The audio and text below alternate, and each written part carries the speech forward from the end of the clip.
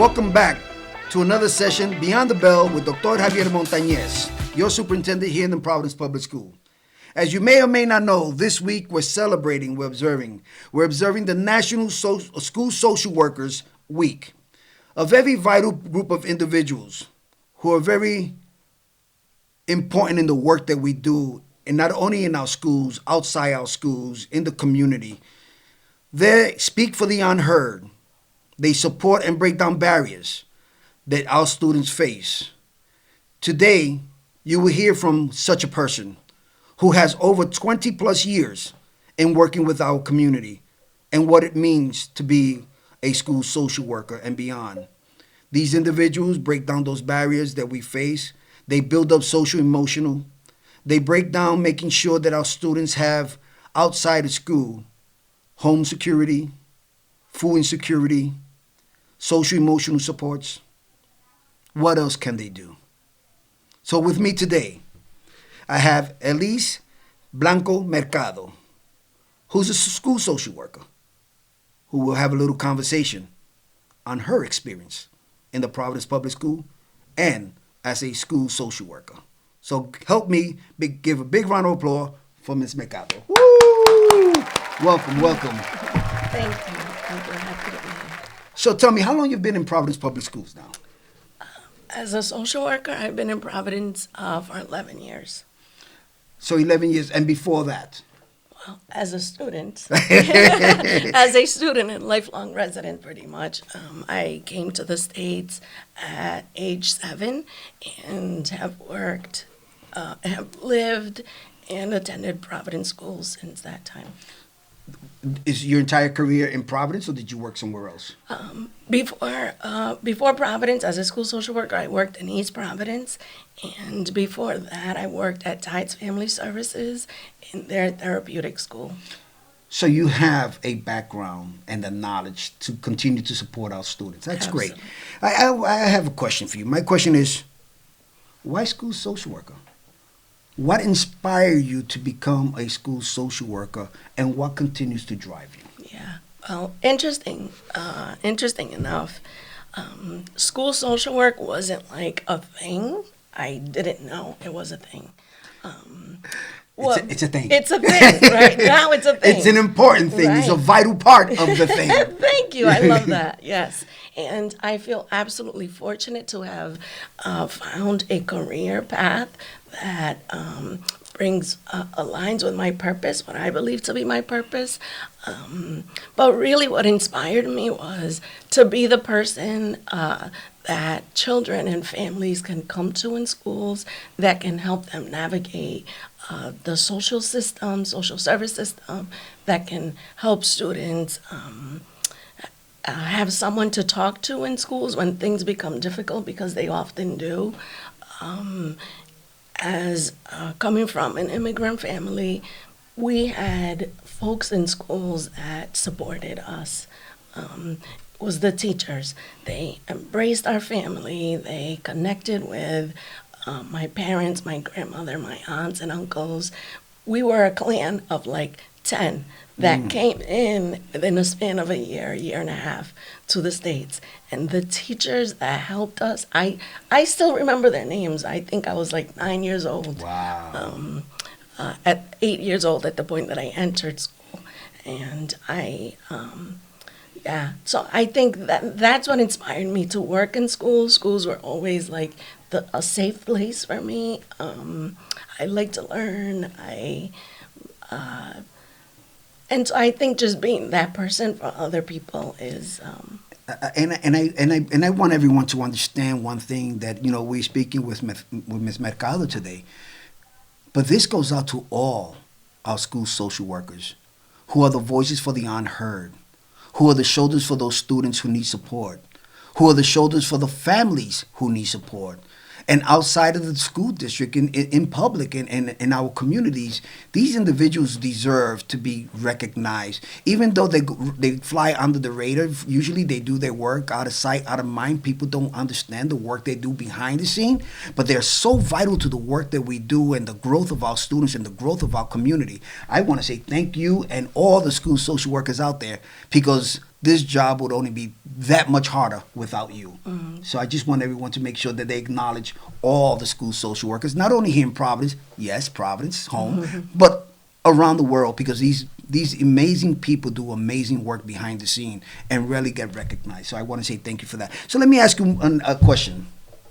What is a day in the life of a social worker? What is one day, a glimpse for the people in the community to understand the work that you actually do? Okay. Well, a day could look different. Any given day could be different. For the past 3 years, I have been working as a school social work specialist. So not in the schools directly, but when I was in a school, I'll give you an example. So any given day, I would have a group of about 5 students come in the morning to do a check-in. So these were students that whatever supports were in the classroom for them might not have been enough, and they needed another person to have as a touch point. So they would come in for a check-in. We would review their goals for the day. We might talk about, okay, what do you anticipate to be something that could be challenging for you today? How did you sleep? Is it your birthday? Because birthdays can really throw people off, right? There's a lot of excitement, and then the choices we might make may not be the best because we're not really thinking. We're just our emotions are sort of like taking the driver's seat. And so we would talk about that.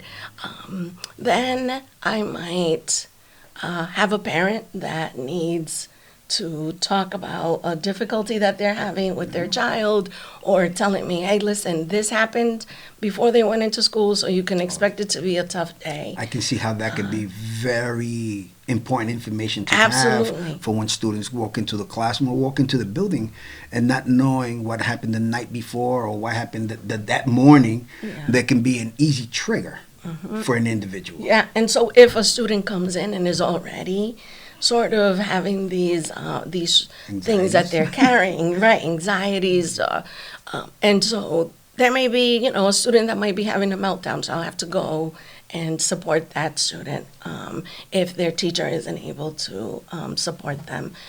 That could last 5 minutes, it can last 2 hours. Absolutely. I've been on the floor with kiddos, just trying to help them regulate, doing breathing, deep breathing strategies, practicing these things with them while they're in this moment. I might debrief with them if they're ready for that. In the meantime, there may be someone in the main office waiting because I had an appointment with them 30 minutes before. We've experienced that quite two times in our day, right? Right. Trying to juggle all these things. We have a schedule, but that schedule goes out the window when something happens. That's right. Absolutely. And, the priority is always supporting those kids, right? Absolutely. Like supporting our kids that need that that level of interaction at that moment. You said something in the beginning of this, this conversation is the check-in. That is so important because that can set the tone for the entire day if you don't do that check-in. And I think it's really important. And I know the check-in is also vital and important for the students themselves because sometimes they look forward to that moment because that's that one moment that they feel heard because, as we said, you're the voices of those that not heard, or guidance and support and just checking in. Hey, did you have breakfast? And that's really important for our students, because our students face a lot of barriers. And then how do we get the students to be successful in school if we're not looking beyond the surface? How can we support them? How can we prepare them for a future if we're not even meeting their needs of today? Right. And that need may be a human connection. Absolutely. Right. I think sometimes we underestimate the power of relationships and seeing the person. So first thing in the morning, to walk in and for someone to ask you, hey, how are you today? How you doing? How was your night? How'd you sleep? What time did you go to bed? What was your morning like? They feel seen. They feel seen and heard. Right? And everybody, right, across, doesn't matter how old you are, everybody wants and needs that. Yeah, I know. We can go down a rabbit hole on this one because this is something close and dear to my heart, is making sure that socially and emotionally our students are being supported, because I know that is the backbone of the work that we do. And in order for our students to be successful in school, we need to make sure that we're wrapping services around the students' needs so they can be successful. That's right. I have a question, another question. It's going to lead me to something else right now. What is one misconception that people think about social work? I'll tell you, historically, and I think we have shifted the narrative around this, thankfully. We're the people that would call Child Protective Services, right? And where we will do that if we feel that that is what needs to happen. It isn't the only thing. We do so many more things. I want to say in any given year when I was in a school, I might have called twice, 2, 3 times. And that was in cases where I really felt that that was the best thing to do for that student. And sometimes the parents appreciated because there were things happening that even the parents didn't know were happening. And so that is certainly a misconception. Or I'll say another. Another is like, oh, all we do is play with the kids. Yeah. And, okay. you know, yes. Sometimes we do that Yeah. because that is the best mode of communication for kids, right? Like Right. child's play, right? Yeah. Like, and so we do some of that, and while we're doing that, we're having tough conversations. Yeah, well, it's the approach and the relationship that you built with the students, right? And that goes in from a classroom teacher to a building administrator to the person driving the bus or the person serving in the cafeteria. Or we're all in this one place together. And how do we support? And we always say that it takes a village to raise a child, and it takes all of us to make sure working together that we support students.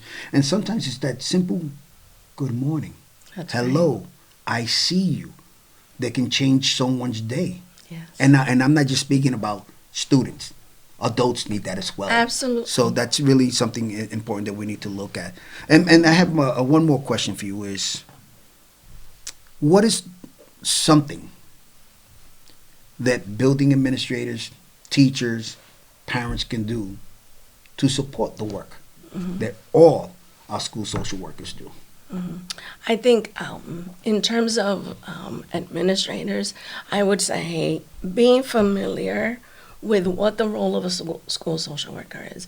We have a national model for best practices for school social work, and it is very, very comprehensive. So what we are able to do is a lot, understanding that the capacity and the needs of different buildings is different, and so it can look differently. One thing I always say to social workers and administrators is share your goals for the year. Share your plan for the year. Ask the social worker, and for the social worker to ask the administrator, how can I support this? Or here's how I can support this. The administrator can say the same. Here are my priorities for this year. How can you support it? And what can I do to support you in making sure that happens? So how would that correlate with the classroom teacher, the parent, and the student? I think that having that trust, understanding that there are some things, so there were instances, for example, where a teacher would refer a student to me, and the way that I engaged or the way that I approached the situation may not have been the way that they thought would be best. So trusting that my training, my experience, my expertise is the driving force in that. Trust in the process. That's right. I love that. That is the number one Trust thing. in the process. Trust the process, right. Right. And so that would be like when it comes to teachers, like if I'm setting a boundary around something, if I'm saying, let's try this, let's do it this way, understanding that it's coming from a professional point of view, not a personal one, that it's based on research, based on experience, expertise, and best practice. Best practices, that's awesome. And then with parents, I think knowing that there are school social workers and what our capacity is. And so as a social worker, I would seek those opportunities to be able to have those conversations with parents, a parent-teacher meetings. I would have my door open, school social worker, welcome, and I can have conversations with them around that. When I was doing assessments with parents, social histories, they're sharing information with me, knowing that what they share is confidential, that I am there as a support. that I am. Sometimes a teacher may not be readily available, an administrator, and sometimes, quite frankly, I wouldn't be readily available because I'm helping the kiddo that's having a meltdown. But that I am there for support. They can call, they can email, send a message through Parent Square or something like that. And students, students are, they know where we are. They see us. That's our nucleus.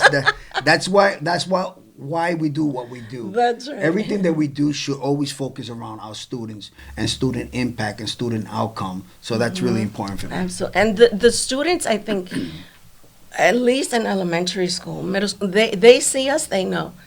Right, or they'll ask, "Who are you?" Oh, they would. And what do you do? Oh, they would. Well, I'm sad. Can I come talk to you? You know, something like that. And so they certainly do seek out those opportunities, or they will peek through the window. She there? What are they doing in there? Can I come? If you can share one strategy with our students on self-care, what would that be? For students, I think to be honest, this is very simple. To be aware of their breathing, to be aware of where in their body are they feeling something, and then to breathe through it so that their brain can receive the message. You can relax. Like, you can take a step back. This isn't something to be afraid of. Because for a lot of the time, it drives. We may be in a state of like flight or fight, and we don't even realize it. So teaching kids how to do that. That was my next question. My next question. Yeah, it's incredible. And if we were to build a little bit of time into our day, 3 times a day, first thing when you come in, before lunch or after lunch, and before you leave for the day. Like these big transition points where you're exposed to a lot of noise, a lot of people, a lot of things happening. What would that breathing exercise look like for those that listening and tuning in to Beyond the Bell and says, you know what, I'm going to take that one thing away. I'm going to try that breathing exercise. Yeah. How would they go by doing that breathing exercise? Self-regulation, self-check. Sure. Yeah, well, there's like different types of breathing exercises, but we can talk about like the square breathing. And so you would take a deep breath, hold for 4, and release for 4, right? And then continue to do that cycle for 4 times. Interesting. And so that just brings, it brings oxygen to your brain. Like you can start to like relax and think, and your nervous system can be in a state of calm. And it actually makes you really self-reflect and gives you that moment to really think about what I'm doing, how I'm doing it, or how can I do it. Right. Yeah. That's so interesting. And it's simple. Oh, yes, it is. It's simple, but not everyone knows it. Right. So and not until they learn these strategies, best practices, that they're able to put it into practice. And I think it's really important that we recognize you, every member of school social workers, because it is important, the work that you do. You're so vital to the work that we do in education. And once again, I go back to that we cannot educate a child fully until we wrap services around them and break those barriers down and say, we hear, we see, and we're willing to work with you. So I want to say thank you for taking time out of your day to spend it with us here at Beyond the Bell. Hopefully this was very helpful for all our families and students and educators who are out there. But once again, a big thank you, big love for all social workers all around the world, especially here in Providence. One love. Thank you.